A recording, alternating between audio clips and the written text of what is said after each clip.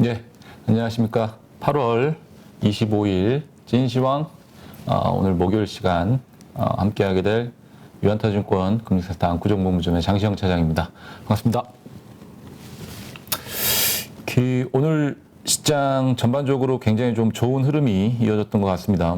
대부분의 업종 내의 종목들이 올랐고 특히나 그동안에 좋았던 태조 이방원 관련된 종목들을 비롯해서 2차전지, 태조 이방원 관련된 종목들을 비롯해서 삼성전자, 현대차, 기아차까지 자동차 관련 종목들도 모두 다 올랐고요. 특히나 LG노텍 같은 경우는 테슬라 쪽에 카메라 모듈 1조 수주설이 돌면서 4% 넘는 상승을 기록을 했습니다. 거래소도 1.2%, 코스닥도 1.78%, 그리고 수급도 기관과 여군의 동시 순매수 양시장 모두 들어왔고요. 파생 쪽에서도 선물 매수와 콜 매수가 동시에 이루어지면서 시장 상승에 좀 더 힘을 좀 보태주는 것 같습니다. 그리고 비차익 쪽에서도 대부분의 이제 외국인 수급들이 거래소 코스닥이 비차익으로 들어오면서 아무래도 이제 CFD 관련된 레버리지 물량들도 시장에 좀 들어오면서 계속해서 좀 밀어주는 듯한 모습인 것 같습니다. 근데 사실 이제 환율 역시도 1346원을 고점으로 해서 5일선을 무너뜨리면서 당분간은 조금 쉬어가려는 듯한 모습들을 좀 보여주면서 아무래도 시장에 조금은 안정감을 좀 실어줬던 하루가 아니었나라는 생각을 좀 해보게 됩니다. 사실 저는 시장이 왜 올라가는지를 모르겠습니다. 물론 이제 시장이 올라가는 건 좋습니다. 올라가는 건 훨씬 더 좋은 현상이고, 저도 아직까지도 묶여있는 종목들도 있고, 또 수익을 계속해서 내야 되는 어떤 배고픈 상황이기 때문에 추가적으로 올라가는 어떤 시장에 대해서는 항상 저도 좋은 이 뷰를 가지고 어디 정도까지 더 올라갈 것인지, 얼마만큼 더 올라갈 것인지에 대한 고민도 하지만은 이제 현금 비중을 계속해서 유지해 가면서 조금이라도 포트를 오버하지 않으려고 좀 노력하는 그런 시기를 좀 지나고 있는 것 같아요. 근데 왜 올라가는지도 모르겠습니다. 오늘 사실 이제 내일 새벽이죠. 오늘 밤 미국 시장에서 내일 새벽으로 넘어가는 이 시기에 잭슨홀 미팅이 있는데, 지금 보니까 0.75% 다시 한번 자이언트 스텝으로 가려고 하는 이 모습들이 좀 나오는 것 같습니다. 확률이 60% 이상 좀 넘어가면서 0.75 쪽에 무게감을 두는 것 같고, 우리 금통위는 0.25% 금리 인상을 했죠. 그러면서 선제적으로 금리 인상을 했다라는 점이 시장의 어떤 호재로 받아들여지는 것 같지는 않고요. 아마 오늘 미국 시장이 좀 큰 폭으로 오를 것 같아요. 그거에 대한 어떤 선반영이 아닌가라는 생각도 좀 들고, 그러면서 미국 시장에서도 0.75%에 대한 어떤 금리 인상 이런 얘기들이 좀 나오면서 9월에 0.75 하겠지라고 시장의 어떤 재료 노출, 그리고 또 한 번의 안도감의 어떤 랠리 이럴 것 같은데, 여전히 저는 마음 한구석에는 찜찜함이 좀 남아 있습니다. 이제 그런 부분들은 차차 제가 말씀을 드리도록 할 텐데, 오늘은 그 리포트를 가지고 여러분들과 좀 제가 왜 시장에 대해서 이렇게까지 두려워하고, 뭐 때문에 도대체 개미두목은 자꾸 현금을 만들려고 하고, 여기서 내가 주식을 잘못 놓치면 또 싸게 살 어떤 기회를 놓치게 되는데, 자꾸 왜 먹었으면 팔으라고 현금을 만들려고 하느냐라는 부분들에 대해서 좀 자세하게 한번 얘기를 해보도록 하겠습니다.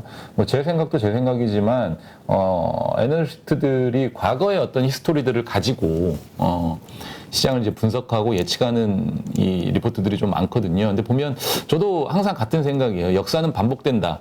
역사는 반복된다. 주식시장에서 항상 역사는 반복이 됐거든요. 이번에는 다르다라고 모든 사람들이 외치지만, 종국에는 과거의 패턴, 과거의 역사 이런 부분들과 항상 유사하게 흘러갔던 점들을 기억을 해보면 이번에도 다르지 않을 것이다라는 생각을 좀 해보는데, 20년 전 어떤 상황과 좀 비슷합니다. 지금의 시기를 금융위기라든지 또는 유럽의 재정위기라든지 IMF라든지 이런 상황과 비교하기보다는 00년 IT 버블 이후에 01년, 02년에 힘들었던 그 상황과 유사하게 흘러가고 있다라고 역사적으로 좀 비교하는 이 데이터들이 좀 많이 있습니다. 그래서 그때의 상황과 좀 비교를 해보는데, 그때는 IT 이 종목들, 그러니까 테크 기반의 어떤 IT 종목들이 시장의 어떤 주도주로 시장을 좀 선도하고 이끌었다고 한다면 지금은 앱 기반의 어떤 플랫폼 업체들이 성장주 기술주로 대변이 되면서 시장의 어떤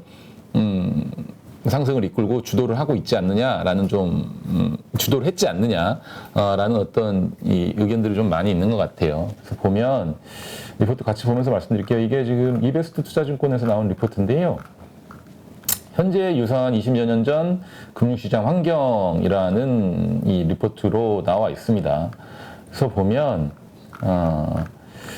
90년대 말 팬데믹 이후 경기 화랑 속에 연준의 긴축이 이제 시작이 됐었죠. 그래서 보시게 되면 요 지금 위에 이제 주황색으로 된 차트가 미국의 연준의 타겟 레이트죠. 기준금리라고 보시면 될 것 같고요. 아래가 OECD 경기 선행지수인데 그 당시에 00년 IT 버블 때도 보시게 되면 금리를 지속적으로 99년 이 IMF 이후에 지속적으로 쭉 올리면서 어쨌든 그때 당시에 이제 경기 선행지수도 추가적으로 같이 올라가기 시작을 합니다만 경기 선행지수가 00년도 이후로 급격하게 꺾이기 시작하고 금리는 정점을 찍고 아래로 직하강을 하게 됩니다.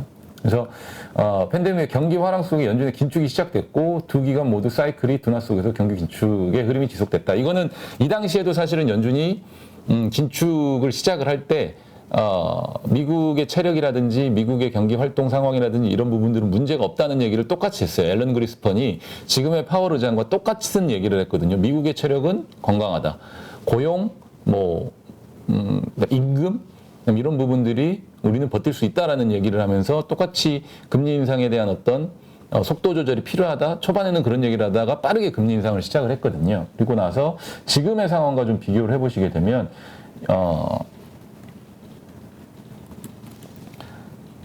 지금의 상황과 비교를 해보시게 되면 요 구간이죠. 요 구간에서 사실 똑같이 경기 선행지수가 꺾이기 시작하는 이 구간에 금리가 제로 금리에서 갑작스럽게 기준금리가 올라가는 지금 상황과 좀 비슷한 국면에 있다라고 보시면 될 것 같아요. 그래서 이런 식으로 조금 시장이 2000년 IT 버블과 함께 IT 버블 때의 모습과 함께 흘러가고 있는데 그 당시에도 사실은 유동성이 굉장히 풍부했고 기술주들 위주로 시장의 어떤 상승을 이끌었단 말이죠.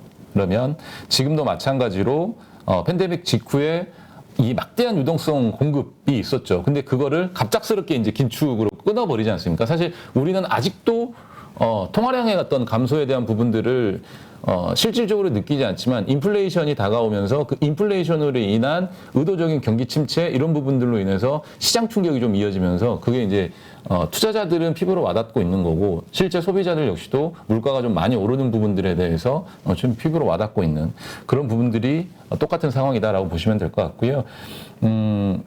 성장주의 가치주 대비 부진이 이제 조만간 계속해서 나타날 것이다라는 얘기들을 하고 있습니다. 그래서 90년대 이후에 경기 침체, 90년대 초반 이후에 경기 침체가 지났음에도 불구하고 금리 인하를 지속적으로 단행을 했고요. 그러니까 이 부분을 다시 한번 좀 크게 해서 보여드릴게요.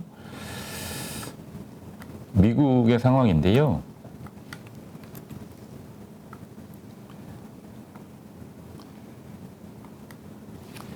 이 당시에 이제 90년대 초반에 경기 침체가 지났음에도 불구하고 금리 인하를 지속을 했습니다. 이 파란색이 이제 기준금리라고 보시면 될 것 같은데요. 이게 지금과 마찬가지죠. 2000년대 2019년, 18년, 17년, 18년을 거치면서 금리 인상을 하려고 했지만 19년 말부터 시작된 어떤 코로나 위기로 인해서 2020년 초반에 금리 인하를 계속해서 단행을 했고 지속적으로 금리를 인하를 했단 말이에요. 그래서 지속적으로 금리를 인하를 했고 미국의 국채 10년물의 어떤 이 금리 자체도 계속해서 낮아지는 상황이었었습니다. 그러다가 미국이 다시 한번 이제 금리를 올려가는 이 구간인데요. 자산가격 부담 인상을 했을 때 이전보다 계속해서 낮은 수준에서 버블을 잡기 위해서 이제 가파른 금리 인상을 시작을 하죠. 00년 IT 버블 때 금리 인상을 시작을 하고 갑작스럽게 올린 이후에 다시 한번 이제 금리를 쭉 점차적으로 내려가는. 그러니까 저희가 시장의 어떤 상승을 기대하는 구간은 사실은 요 구간이라고 보시면 될 것 같아요. 요 구간에 우리가 시장 상승을 기대하는 구간이죠. 다시 한번 금리를 인하하는 구간, 이 구간에서 시장 상승을 기대해야 되고, 이 구간에서는 사실은 가파르게 금리를 인상하는 이 구간에서는 시장의 어떤 조정이라든지 아니면 어떤 심각한 어떤 위기설도 막 나오고 그래요. 근데 시스템 리스크로 가지 않고 의도적인 경기 긴축에 따른 시장의 어떤 조정 이런 부분들이 나타났다라는 점을 좀 생각을 해보시면 좋을 것 같고, 그래서 쭉 내려가서 이제 그 긴축 흐름이 진행이 되면서요, 기술주들의 성과가 둔화가 되고 에너지 섹터 강세가 나타나고 있다라는 좀 공통점이라는 거죠. 그러니까 지금 천연가스 관련된 종목들이 굉장히 좋잖아요.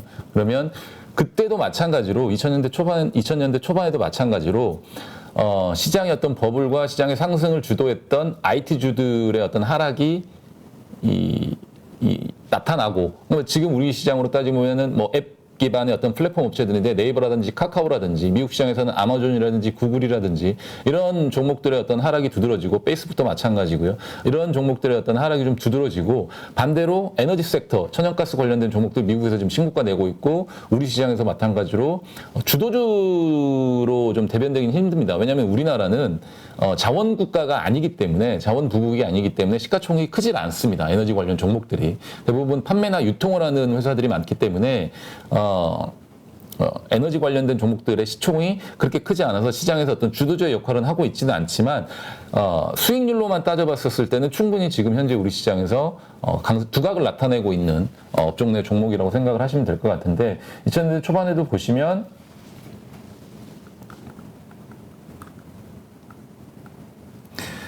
S&P 에너지 섹터 관련된 종목들이 00년 1월부터 지속적으로 좀 00년, 01년 이 IT 버블이 무너지는 그 시기에서도 에너지 관련된 종목들은 강세의 모습을 나타내고 있고, 회석이 이제 IT 섹터 관련 종목인데 주르륵 하락을 하면서 시장의 어떤 동반 하락을 나타냈었죠. 최근의 모습도 보면 IT 섹터 내에 있던 종목들이 하락세가 좀 두드러지는데, S&P 에너지 섹터 관련된 종목들은 우상향하는 모습들을 좀 보여주고 있다는 점도 공통점으로 좀 보시면 될 것 같습니다.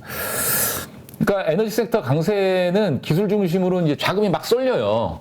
자금이 막 쏠리고, 당시에도 마찬가지로 이제 유가가, 저유가에서 고유가로 올라가는 그 시기였었단 말이에요. 그러면 지금도 마찬가지로, 원유, 산유국들이, 유가가 적정 레벨 이상 수준까지 올라가야지만이 투자도 하고, 다시 어떤 이 플랜트도 늘리고 한단 말이에요. 하지만 유가가 계속해서 저유가인 시기에서는 사실은 원유 산유국들도 오히려 감산에 나서지 그런 부분들을 적극적으로 설비 투자라든지 증설을 하지 않는다라는 거거든요.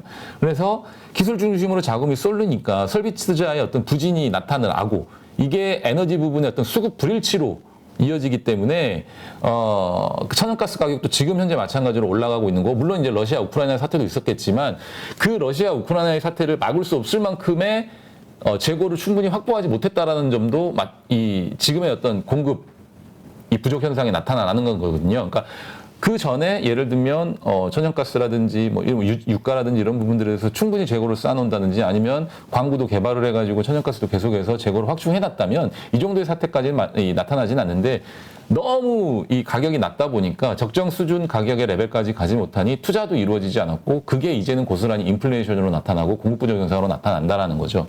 대신에 기술주 강세가 막판으로 치닫을 때 에너지 부분의 투자 부진이 두스르게 나타난다라는 거고, 그게 이제 지금 현재 바뀌어가고 있죠. 유가도 적정 수준까지 올라가니까 사우디 아람코에서는 이제 캐펙스 투자를 늘리겠다라고 하고 있고, 기존에 아마 뒤이어서 말씀드릴 텐데 300억 불에서 500억 불로 늘렸다고 해요. 이 300억 불도 사실은 400억 불에서 500억 불 늘렸나? 이거 나중에 제가 리포트 보면서 말씀드릴 텐데 늘렸다고 합니다. 근데 이게 기존에 늘린 이 수치도, 그러니까 늘리기 전에 500억 불로 늘리기 전에 그 수치도 사실은 작년 대비해서 35% 정도, 25% 정도 늘어난 수치거든요. 근데 그것보다 더 많이 늘릴 거고, 이게 내년을 기점으로 해서 추가적으로 계속해서 더 늘어날 것이라는 거거든요. 천연가스 관련된 것도 마찬가지입니다. 이제 가격이 계속 급등을 하니까 말레이시아, 미얀마, 동남아의 어떤 천연가스를 가지고 있는 국가들도 이제는 국내 플랜트 업체라든지 국내 어떤 유전개발 회사라든지 이런 회사들한테 기회를 주겠죠. 그러면서 천연가스 어떤 이 광구 개발에 적극적으로 좀 나설 것이고 뭐 다른 나라들도 마찬가지일 거라고 좀 생각을 해요. 그렇기 때문에 이 에너지 관련된 섹터 내에 있는 종목들, 특히나 천연가스 관련된 종목들은 추가적으로 좀 더 우리가 살펴봐야 될 것이다라는 점을 좀 말씀을 드리고 싶고요. 뭐 오히려 시장이 00년대 IT 버블 때 01년도까지 힘들 때 에너지 관련된 종목들, 에너지 관련된 섹터 내에 있는 종목들은 수익률이 좀 올라가는 모습들을 좀 보여줬던 과거 히스토리를 생각을 해볼 때 오히려 지금 시점에서는 태조 이방원 안에 관련된 종목들보다는 그 종목들도 이제 추가적으로 좀 더 수익을 낼 수 있겠지만 그 종목 외에도 이 다음 시기에 어떤 시장을 좀 이끌어갈 만한, 그러니까 시장이 조금 어느 정도 조정 국면에 있다 하더라도 시장에서는 이게 시스템화락이 아니기 때문에 올라가는 종목들은 있을 거란 말이거든요. 그래서 그 종목을 좀 찾는 데 주력을 해야 되는데 그게 천연가스 관련된 종목들이 될 가능성이 높다라는 점 좀 말씀을 드리고 싶고요. 근데 이제 90년대 말 팬데믹 이후의 이 긴축과, 그러니까 00년 IT 버블 때 긴축과 지금의 어떤 이 긴축, 그러니까 90년대 말과 팬데믹 이후의 경기 화랑 이후의 어떤 연준의 긴축이 이 경기 사이클 둔화 중에도 긴축 흐름이 지속되고 있다는 점인데, 두 시기에 모두 물가 상승이 나타났고요. 경기 사이클 둔화되는 과정에도 연준의 금리 인상이 이어지고 있는데 좀 다릅니다. 똑같죠. 이게 경기가 하강하는데도 금리는 계속해서 올리고 있고, 경기가 오히려 하락하는데도 OECD 선행지수가 파란색인데, 이쪽은 이제 90년대 이후 00년 IT 버블 때의 모습인데, OECD 선행지수가 오히려 아래로 하락하는데도 금리는 올리고 있다라는 거죠. 이게 뭐냐면, 앞서 말씀드린 의도적인 경기 침체를 만들고 있다라는 거죠. 연준이 요 시기 때부터 계속해서 경기의 어떤 이 불확실성에 대한 언급들을 하기 시작을 하죠. 그러면서 미국의 체력은 강하다는 얘기를 해요. 그러면서 금리는 또 급하게 올려요. 그러니까 사실은 OECD 경기 선행지수는 하락을 하게 되겠죠. 지금도 마찬가지잖아요. 쭉 올라왔다가 경기 선행지수가 하락을 합니다. 왜? 파월이 그런 얘기를 하거든요. 그리고 지금도 이제 얘기가 나오고 있죠. 연준의 정책에 의한 경기 침체라는 단어들이 신문지상에 나오고 있는데, 그 시기에도 불구하고 금리는 오히려 올라가고 있다라는 거거든요. 왜냐하면 우리가 상식적으로 생각할 때 경기가 안 좋을 때는 금리는 낮추고 경기가 좋을 때 금리를 올려야 되는데, 반대의 상황이 나타난다는 거는 이거는 누군가의 큰 그림이라고 그렇게 볼 수가 없는 거죠. 그게 연준입니다. 연준이 일부러 의도적인 경기 침체를 만들고 있다. 이게 왜 이 말들이 타당하냐라면, 위에 이제 보시면 이렇게 금리를 인상을 하고 나서요. 그 당시에 이제 00년 IT 버블 때,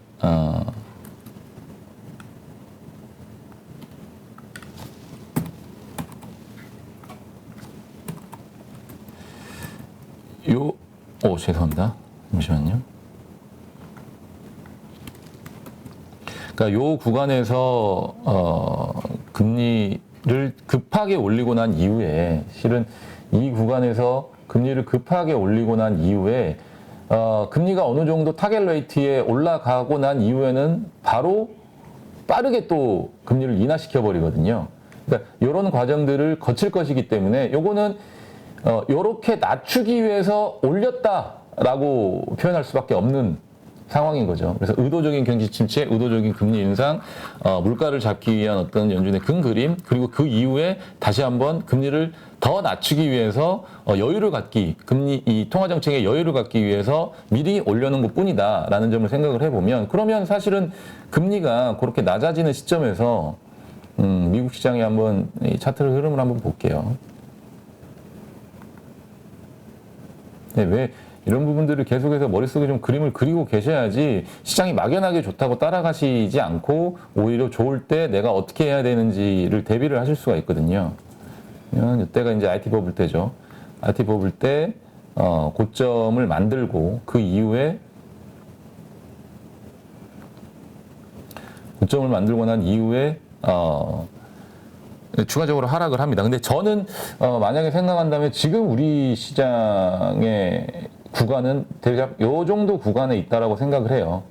요 정도 구간에 있다고 생각을 하는데, 그 이후의 모습을 보면 추가적으로 좀 길게 하락을 하죠. 2001년도를 지나서 2002년도에는 사실 별로 좋은 일이 없었고, 근데 요 2001년도를 지나서 요 구간에서부터 연준이 계속해서 금리를 인하를 합니다.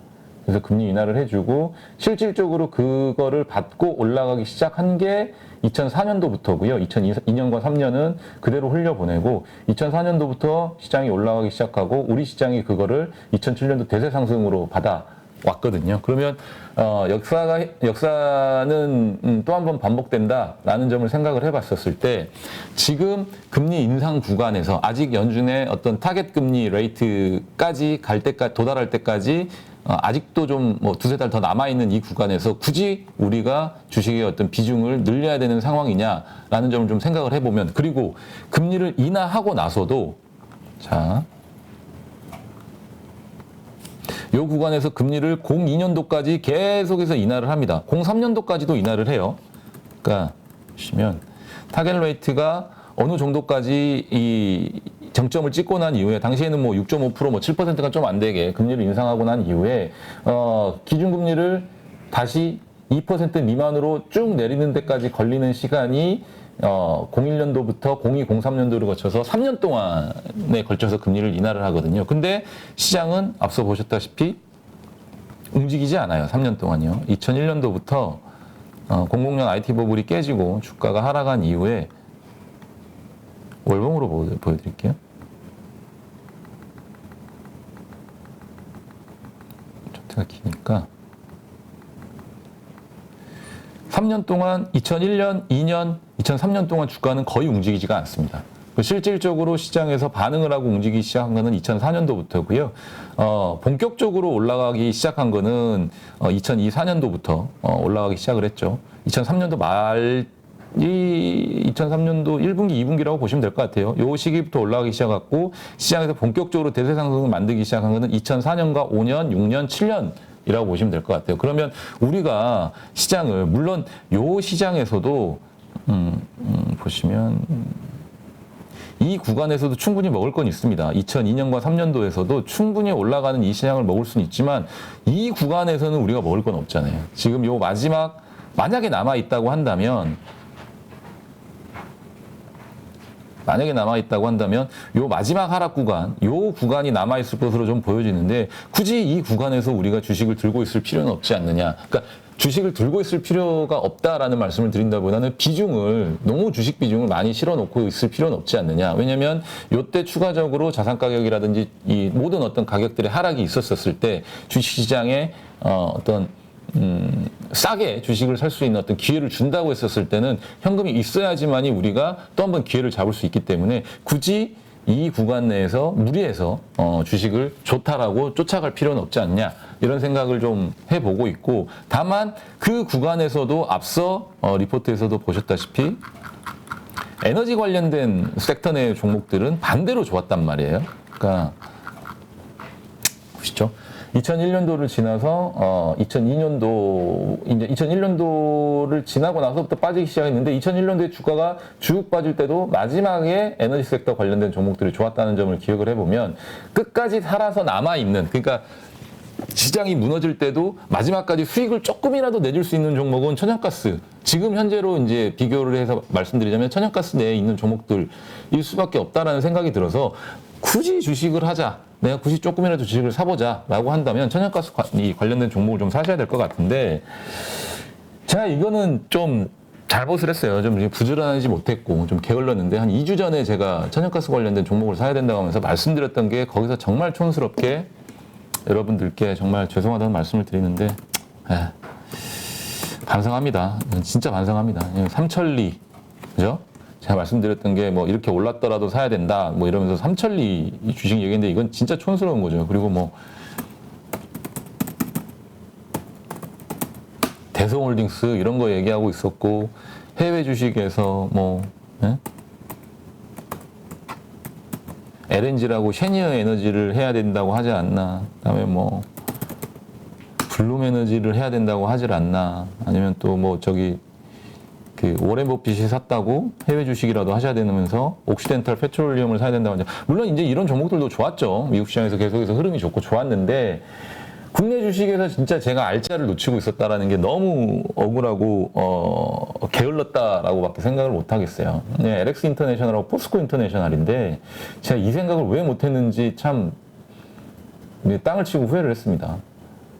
아마 우리 구독자분들이 제가 천연가스를 얘기했었을 때 우리 가족분들께서 실시간 테스팅에서 포스코 인터내셔널 어떠나요? 라고 한마디만 해주셨어서 저도 눈치를 챘을 텐데, 왜냐면 아마 제가 천연가스 관련된 걸 얘기를 했을 때 요 시기였을 거라는 거죠.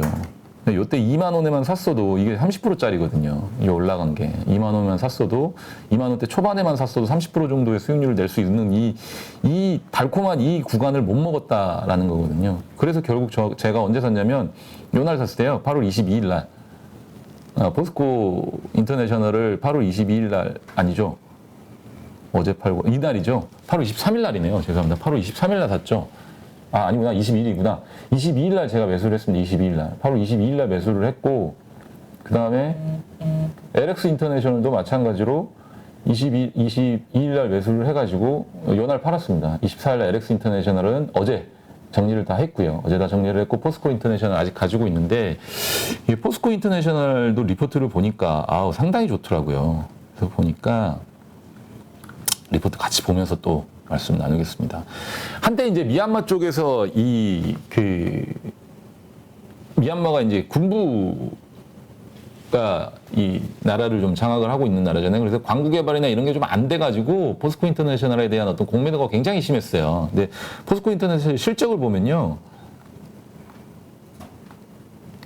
그 시총이 3조 4천억이거든요. 이번에 에너지하고 합병을 하는데 내년에 합병법인이 탄생을 하다 하더라도 시총이 4조 정도 밸류로 상장이 됩니다. 내년에. 근데 실적이 올해 영업이익이 9,400억 정도 나와요. 거의 한 1조 정도 나오거든요.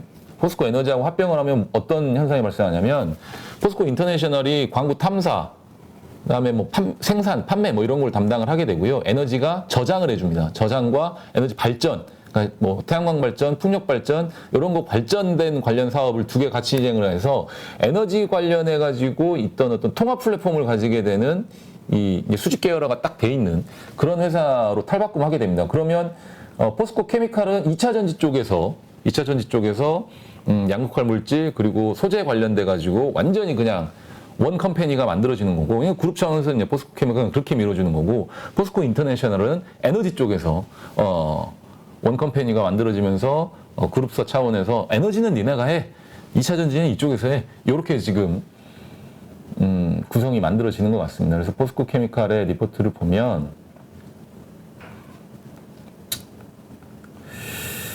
이 A1 광구 분배 계약을 체결한 이후에 2006년도에 가스전을 차례로 또 발견을 했습니다. 2005년과 6년도에. 그래서 2013년 6월부터 생산을 시작을 했고요.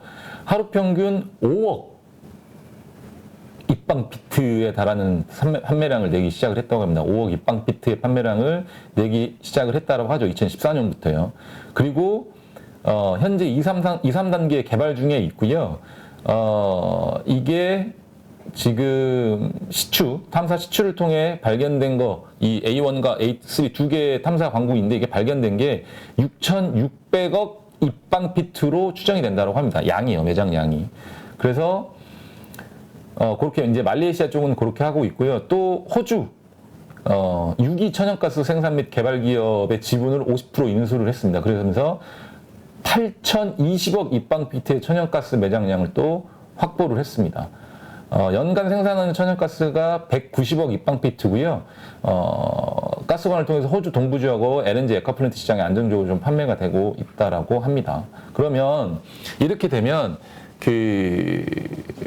포스코 인터내셔널이 천연가스 매장량 확보한 게 작년에 0.9 트릴리언 큐빅피트라고 합니다. 그러면 이게 조 입방비트라고 하거든요. 0.9 조 입방비트, 트릴리언 큐빅피트인데 이거를 제가 배럴로 환산을 해봤어요. 이게 뭐 이제 가스는 기체를 액화하기는 하는데, 기체 상태인 걸 액화하기는 하는데, 뭐 기체 상태로 매장이 돼 있기 때문에 이거를 배럴로 환산하는 게 맞을지 안 맞을지는 모르겠지만 1 트릴리언 큐빅피트가 배럴로 환산을 하니까요 1조 8천억 배럴 정도 되는 것 같더라고요. 1조 8천억 배럴 정도 되는 것 같고, 이게 2030년에 2.5 트릴리언 큐빅피트로 확대가 될 것으로 보여지면 2.8배니까 뭐 한 3조 6천억 배럴의 천연가스 매장량을 포스코 인터내셔널이 확보한다라고 보시면 일시적으로나마 이런 어떤 천연가스 상승에 있어서 가장 모멘텀을 받을 수 있는 종목 중에 하나가 아닐까라는 좀 생각을 해봅니다. 그래서 그렇게 좀 생각을 해보시면 좋을 것 같고요. 그 다음에 LX 인터내셔널도 마찬가지입니다. LX 인터내셔널도 보면 오히려 포스코 인터내셔널보다 더 쌉니다. 시총은 1조 5천억 정도 수준인데 실적은 오히려 9,600억 비슷하죠. 그러면 지금 앞서 이제 제가 요 리포트에서 한번 말씀드렸다시피 기술주들의 성과가 둔하고 에너지 섹터 강세가 나타나고 있고 그리고 성장주 가치주의 상대도는 여기 보시면 여기죠. 어디나요?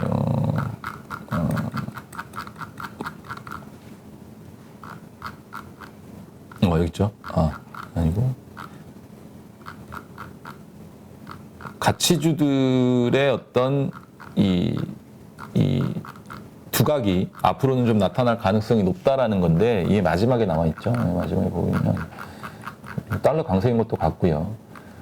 V자 반등 가능성도 낮고 그런 얘기 이제 앞서 다 말씀을 드렸고 수요 위축도 불가피하다라는 점도 마찬가지고요. 그다음에 여기서 이 부분 하나 더 짚고 들어갈게요. 에너지 위축에도 수요 위축에도 에너지 문제 해결 필요하다라는 점. 그래서 에너지 섹터 견조한 기업 이익과 시장 금리보다 낮은 배당 수익률을 바탕으로 관련 자산들의 호조세가 좀 더 지속될 것이다. 그리고 전통 에너지 투자 부분의 투자 부진이 여전한 상황이라 신규 주문 확대 및 관련 기업들의 양호한 흐름을 기대한다는데 이게 천연가스라는 얘기잖아요, 지금. 그죠? PD님? 맞죠?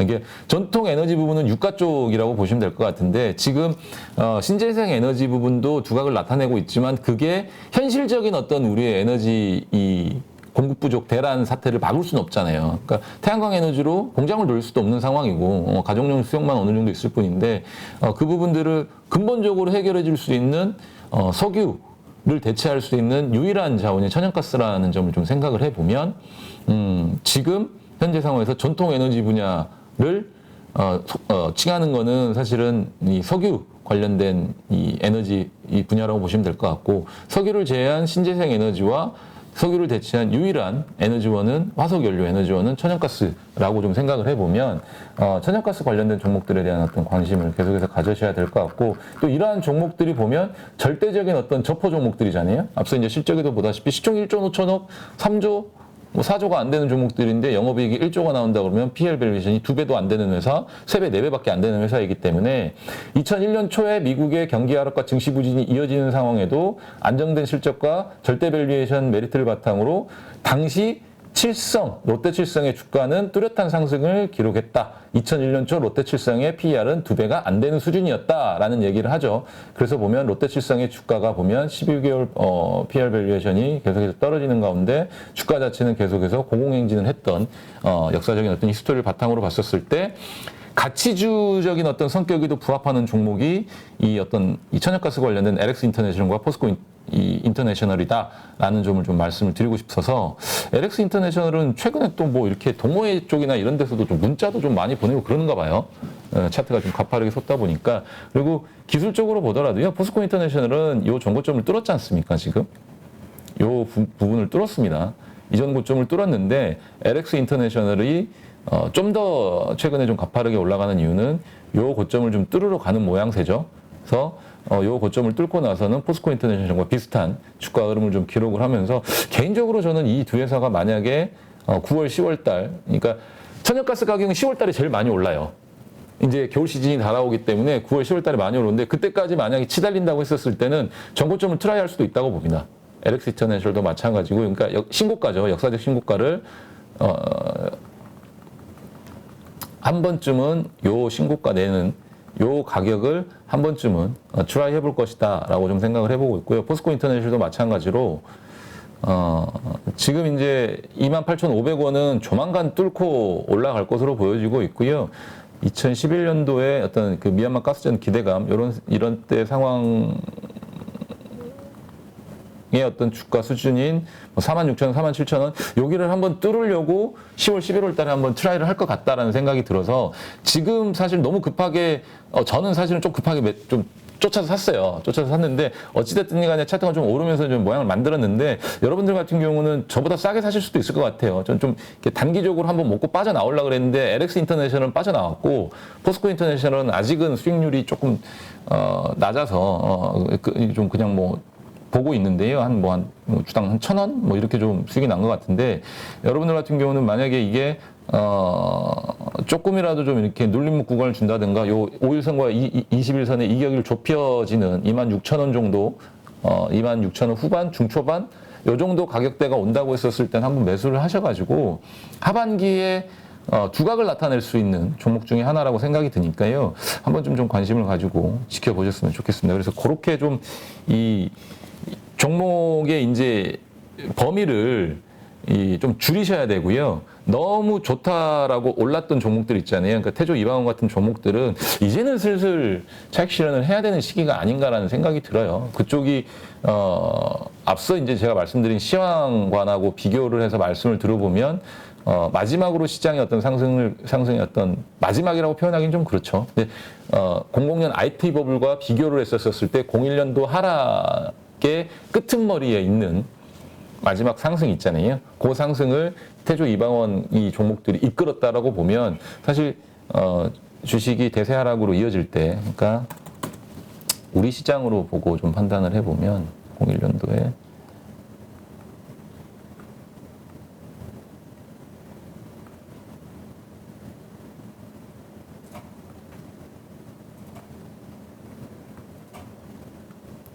지금 이제 우리 시장에 요 정도 구간에 걸쳐 있는 것 같아요. 그렇죠? 요 정도 하락하고 난 이후에 상승하는 요 정도 구간에 걸쳐 있을 것 같은데 만약 요 하락이 다시 한번 이어진다라고 했을 때 이거 굉장히 고통스럽거든요.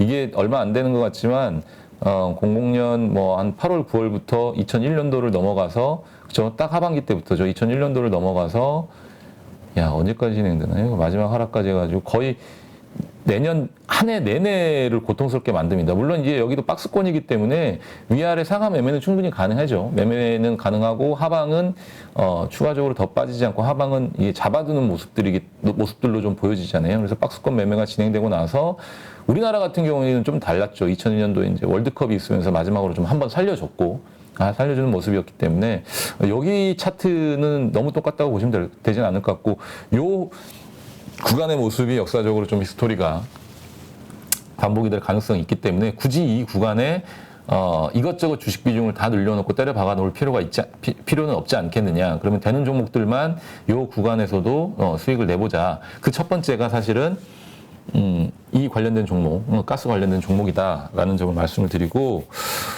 시황이나 이 관련된 부분은 좀 정리를 마치도록 하겠습니다. 그리고 이것도 한번 제가 말씀드렸던 거예요. SK증권에서 나온 리포트인데 쿠팡의 바닥은 쿠팡, 누군가는 떠난다라는 제목의 리포트인데 성장주 주가가 100을 못 치고 쿠팡이 쿠팡으로 부르고 있다. 인플레이션이 잡힐 때까지 금리 인상이 지속될 것이고 커머스 기업들의 부도 리스크를 점검하고 그리고 이제 그러니까 앱 기반의 어떤 플랫폼 업체들의 어떤 이 상황을 예전의 상황과 좀 비교해서 쓴 글이죠. 그래서 닷컴법을 얘기 한번 똑같이 나오고요. 비슷하게 나옵니다. 그 전에 앞서 이제 이베스트 증권 리포트와 좀 비슷하게 나오는 이 뉴스들이고요. 지금 보시면 쿠팡의 주가도 마찬가지고 앱 기반의 어떤 플랫폼 회사들의 주가죠. 그래서 아마존의 주가, C의 주가, 메르카도 리브레의 주가, 대부분 이제 성장주들 그리고 앱 기반의 어떤 성장주들의 주가 계속해서 좀 빠지고 있다라는 점을 좀 유사하게 좀 지켜보시면 될 것 같고요. 속가는 상장을 했는데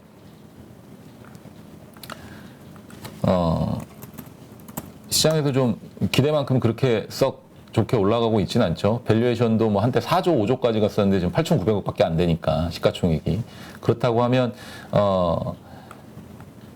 이 어떤 이 플랫폼을 가지고 신기술 기업으로 상장되고 있던 회사들이 예전 00년 IT 버블 때와 마찬가지로 밸류에이션을 이제는 많이 받지 못하고 초창기에 이 코로나로 인한 유동성이 파티가 있었을 때 상장을 받았었을 때 회사들 고밸류에이션을 받고 상장하고 따상을 뭐 며칠씩 따상이 되고 며칠씩 상한가를 기록을 하던 어떤 모습들은 이제는 나오지 않고 오히려 밸류에이션 자체를 좀 계속해서 깎아내리고 있는 모습들이라고 보시면 될 것 같습니다. 그래서 이제 연상되는 악몽이라는 닷컴 버블이라는 그런 내용들의 이 글들이 있는 계속해서 나오고 있고요. 이 리포트도 앞서 이제 제가 말씀드린 이베스트 리포트하고 함께 같이 읽어보시면 좋을 것 같아요. 그래서 같이 읽어보시면 이 느낌이 좀 올 겁니다. 내가 좀 어느 구간에서 언제 구간에서 조심을 해야겠다라는 점을 조금 한번 생각을 해보고 여기 이 부분만 한번 보고 들어갈게요. 이 부분만 제가 떠서 보고 지금하고 이게 똑같은 얘기를 하고 있거든요. 과연 이걸 진짜 뭐라고 해야 되나 그 앨런 그리스펀이 얘기했는지 아니면 파월 의장이 얘기했는지 모를 정도로 너무나 똑같이 얘기를 합니다. 자 보시죠. 앨런 그리스펀 미국 연방준비제도 이사회 이 날짜는 2000년 2월 18일 기사죠. 17일 미국이 지난 반세기 동안 전례 없는 경제 호황을 누리고 있으나 인플레 위험이 상존하고 있다고 경고하고 경기 과열을 막기 위해 추가 금리 인상 조치가 필요할 수도 있음을 시작했다. 그리스펀 의장은 하원 뭐 증언에서 30년 똑같죠.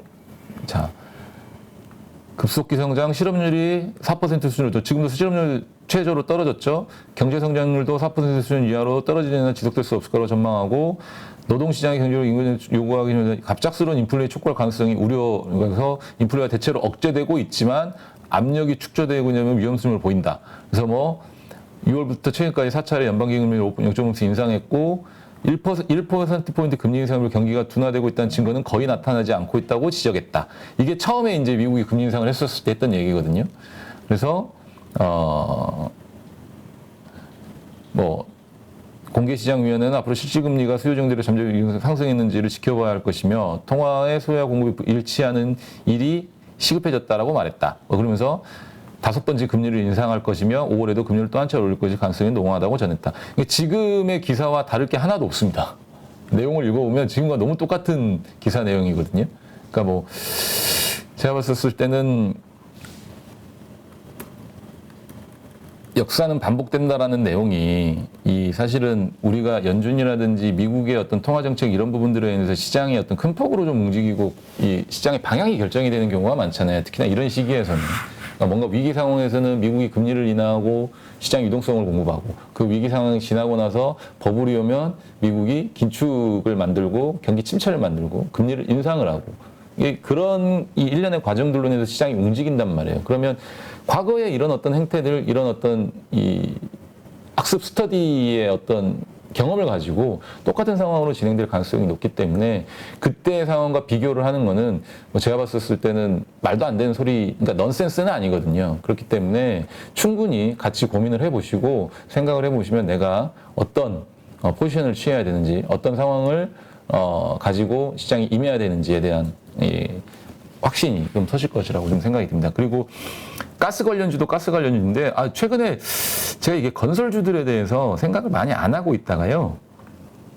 다시 생각을 좀 하고 있습니다. 건설주들. 금리 인상 기간에 건설주를 하는 건 아닌데 한번 속아보고 싶다는 생각이 들 정도로 건설주들이 굉장히 저를 지금 흔들리게 하고 있는 상황이거든요. 그래서 여러분들과 좀 한번 고민을 해보려고 가지고 왔는데 건설주들도 리포트를 보시면서 좀 말씀을 드릴게요. 최근에 이제 원전 LNG 정유화 플랜트 발주가 호조가 되죠. 그러니까 어떻게 보면 건설주들도 에너지 관련 섹터로 좀 포함을 시켜야 되는 게 아닌가라는 좀 생각을 해봐요. 왜냐면 정유업체들이라든지 산유국들이 뭔가 플랜트를 이게 유전을 개발하고 플랜트 설비를 늘릴 때는 건설업체들한테 얘기를 하거든요. 그러면 그쪽에서 뭔가 캐펙스를 늘리고 설비 투자를 진행을 하면 국내 건설사들도 에너지업계 종목들이 좀 호황기를 일시적으로만 누린다고 한다면 발주나 수주가 좀 이어지면서 우리가 충분히 이 먹을거리가 좀 있을 것 같거든요. 그래서 건설주들을 좀 생각을 해보는데 유가의 어떤 레벨, 절대 레벨이 좀 상승을 하면서 산유국들의 재정 여건이 개선이 되고 있다라는 점이 가장 큰 포인트입니다. 그래서 우리나라 S-오일도 울산에 샤인 프로젝트 7조 원 투자 계획을 하고 있고요. 석유화학 비중 확대는 공격적인 캐펙스를 좀 진행을 한다고 합니다. 이게 없었어요. 최근 2, 3년 동안에 계속. 4, 5년 동안 없었어요. 이런 것들이. 근데 이런 어떤 캐펙스 증가 기조는 향후 2, 3년 동안 지속될 가능성이 높다라고 판단한다라고 얘기를 해요. 그래서 보면 오일머니가 또 움직이죠. 그래서 사우디 국영기업인 아람코가 올해 3월 기존 캐펙스 400억 불에서 500억 불로 상향 조정을 했습니다. 근데 이 400억 불도 전년 투자 규모 320억 불 대비해서 25% 증가한 수준인데 최근 5년 중에 가장 큰 규모의 캐펙스를 집행을 했다고 합니다. 근데 이게 2020년대 중반, 그러니까 2025년, 2026년까지 계속해서 투자가 확대될 것이다 라고 좀 생각을 하고 있고요. 이것과 마찬가지로 이제 사우디에서 네옴시티 얘기 계속 나오죠. 세 가지 더라인, 친환경 관광도시 트로제나, 해상터미널, 옥사곤 요 세 개 프로젝트가 구성이 되는데 현대건설하고 삼성물산이 6월 14일에 더 라인의 이 철도 터널 공사를 수주를 했죠. 이게 한 1조 3천억 정도 공사인가 봐요. 그거를 수주를 했는데 향후에 추가적으로 수주가 될 가능성이 높습니다. 왜냐하면 삼성물산 같은 경우는 그 빈살만인가요? 그 사우디 그 왕세자가 유일하게 소통하는 사람이 그러니까 그 중에 우리나라에서 유일하게 소통하는 사람이 이재용 부회장이라고 합니다. 그래서 이재용 부회장은 단독으로 좀 면담도 하기도 했고 이재용 부회장하고 좀 친분이 있는 것 같아요. 어떤 이재용 부회장의 인맥 네트워크를 통해서 삼성물산에 뭔가 큰 건 하나가 들어올 가능성이 높죠. 그러면 이거 관련해서도 사실은 예상 총 투자비가 최소 640조입니다. 그래서 최대 1조 달러, 1,300조. 그러니까 완공하려면 1,300조 이상이 필요하다라고 해요. 이 세 가지 이 도시를 다 완공하려면. 그러면 1,300조 중에 일부만이라도 삼성물산이 가져온다고 하면 이 해외, 이 중동발, 이 또 오일머니가 이 우리나라 국내 건설사들에 꽂히기 시작하면서 굉장히 좀 좋아질 것 같고, 현대건설도 마찬가지로 이 네옴시티 안에는 친환경 도시, 그리고 뭐 전기차, 미래형 도시이기 때문에 현대차가 지금 꿈꾸고 있는 수소차, 뭐 모빌, 그다음에 뭐라 그래, 그걸 뭐라 그러죠? 그 도심에서 이 날아다니는 이 도시명 그 비행기 그거 있는데 그 사업도 지금 진행을 하려고 했는데 그것도 마찬가지로 이 네옴시티에서 같이 좀 하려고 하는 것 같고 수소 관련된 사업도 네옴시티에서 하려고 하는데 현대차가 굉장히 적극적으로 좀 이 사우디 네옴시티와 관련해서 컨택을 하고 있는 것 같거든요. 그러면 현대차 그룹인 현대건설 역시도 마찬가지로 사실은 그와 관련해서 수주를 추가적으로 받을 가능성이 높다. 라는 점도 긍정적이고 우리나라 이제 EPC 업체들 있잖아요. EPC 업체들이 석유화학 플랜트를 건설을 할 때 EPC 업체들이 이제 뭐 설계, 시공, 감리 모든 단계를 다 총괄해서 만든 거를 EPC라고 하는데 석유화학 플랜트들이 대부분 EPC로 진행이 되죠. 근데 그 전에 우리나라 이 EPC 업체들, 삼성엔지니어라든지 현대건설이나 대우건설이라든지 DL이라든지 이런 회사들 같은 경우는 구조조정을 이미 끝내놨습니다. 왜냐하면 업황이 안 좋으니까 빅베스를 다 해놔가지고 지금 재무 상태가 굉장히 좋은데 글로벌 EPC 피어 그룹들은 재무 구조가 악화돼 있습니다. 화면 한번 보여주시겠어요? 그래서 글로벌 EPC 피어의 재무 구조는 악화돼 있다. 근데 국내 메이저는 오히려 좋아지고 있다.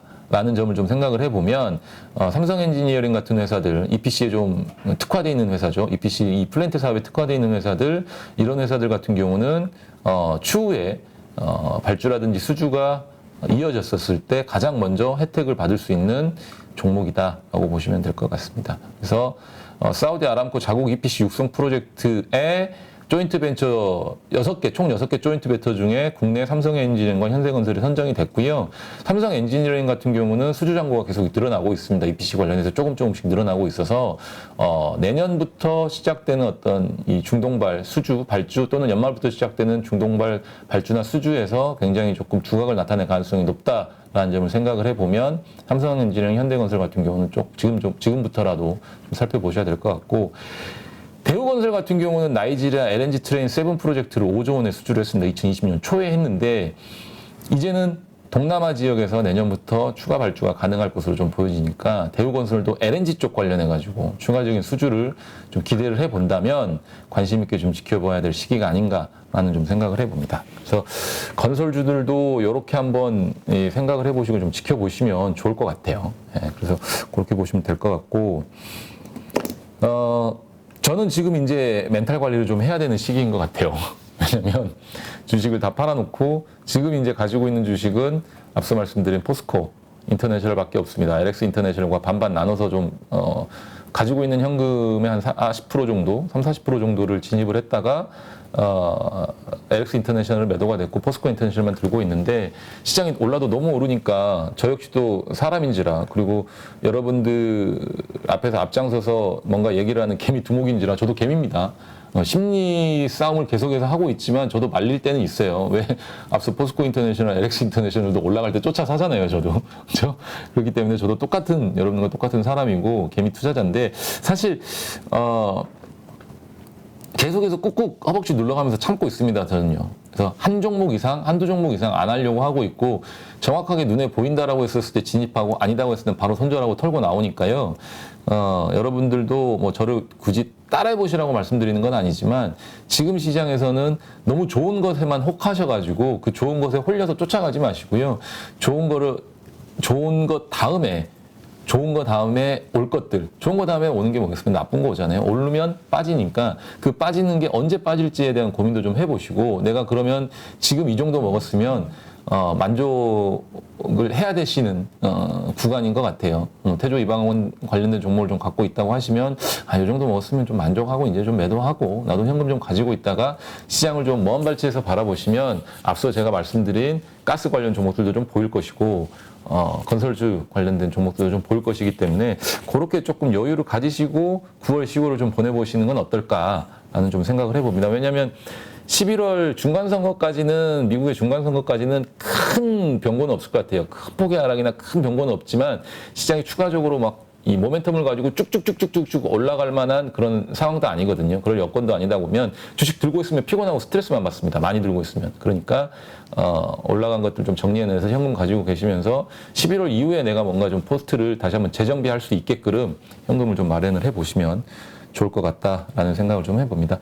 마지막으로 좀 이 PCR 검사 완화 기대감에 리오프닝주들 좋은데 단기적으로 좀 봤으면 좋겠는데 오늘도 좀 많이 올라가지고요. 저는 좀 패스하려고 해요. 리오프닝 관련주 좋죠. 왜냐하면 대한항공 2분기 실적도 보면 화물 쪽 이 실적은 2조 이때에서 계속해서 유지가 되면서 큰 폭으로 좀 증가한 채로 계속 유지가 되고 있는 것 같은데 2분기 실적이 호실적을 기록한 거는 여객 수요가 많이 늘었습니다. 그래서 국제선으로 해외 달려가는 게 한 35% 이상 늘었다고 합니다. 여객 수요가요. 그래서 국제선 여객 수요가 늘어났다라는 점이 긍정적인데 이런 부분들까지 좀 겹쳐지게 되면 그 여행사들 있잖아요. 대형 여행사들 하나투어, 모두투어, 뭐 호텔신라 같은 어떤 면세점 관련주들도 기저가 굉장히 낮아져 있는 상황이거든요.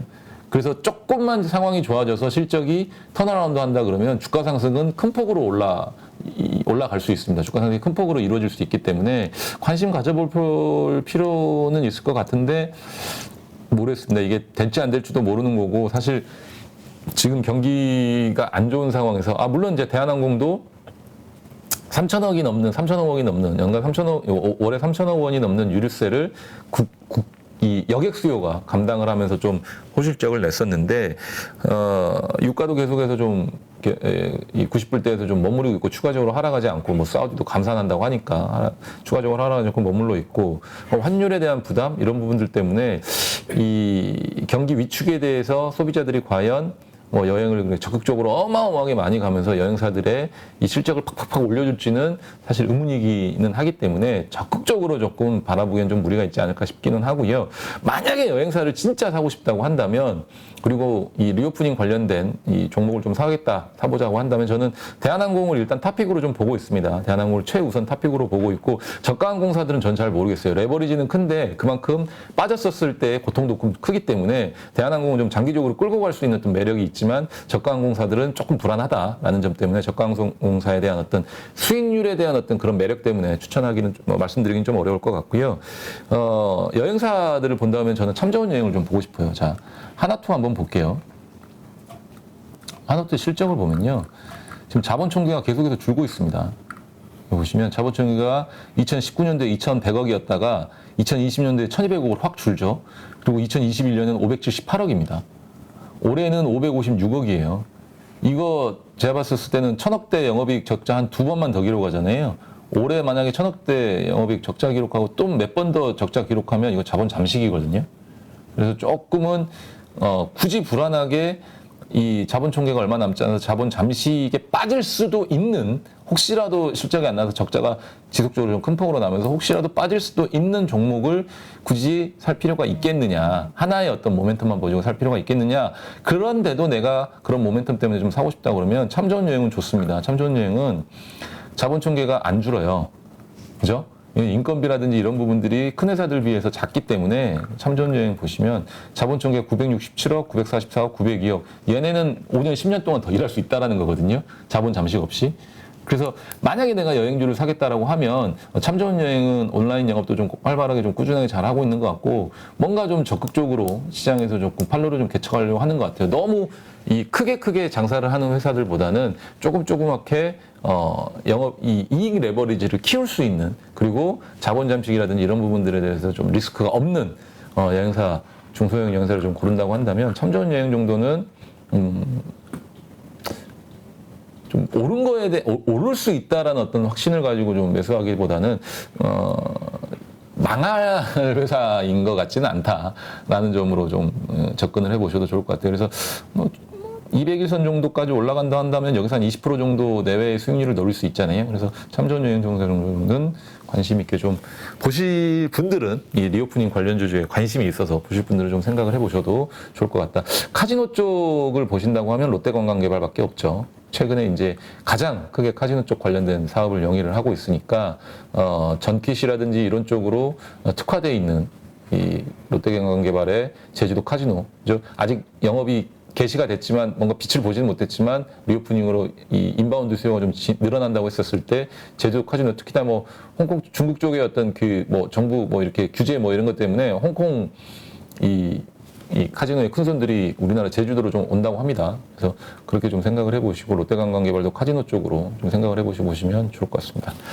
오늘 제가 준비한 내용 여기까지 말씀을 드리고 이따가 저녁에 이제 이 방송 나가는 시간에 제가 실시간 채팅으로 좀 말씀을 드릴 거고 제가 지난주에 한번 그 종목 한번 말씀을 드렸잖아요. 스터디 말씀드렸는데 수지 쪽에 사시는 분들을 비롯해서 또 그 주변에 사시는 분들 근처에 계시는 분들도 혹시라도 오실 수 있으면 같이 오셔서 함께 해주셨으면 좋겠는데 일정은 이번 주 일요일 날 한번 만나실 수 있는 분들은 만나셔서 제가 뭐 인사도 좀 드리고 커피 한 잔 좀 사드리고 싶거든요. 그렇게 한번 해보시면 좋을 것 같고 제가 카카오톡 아이디를 지금 좀 알려드리겠습니다. 제 카카오톡 아이디가 화면으로 좀 하면 안 될까요? 피디님? 자, 카카오톡 아이디로 좀 들어오셔가지고 했으면 좋겠는데요. 잠깐만요. 그러니까 저한테 카카오톡 아이디 친구 추천하시고요.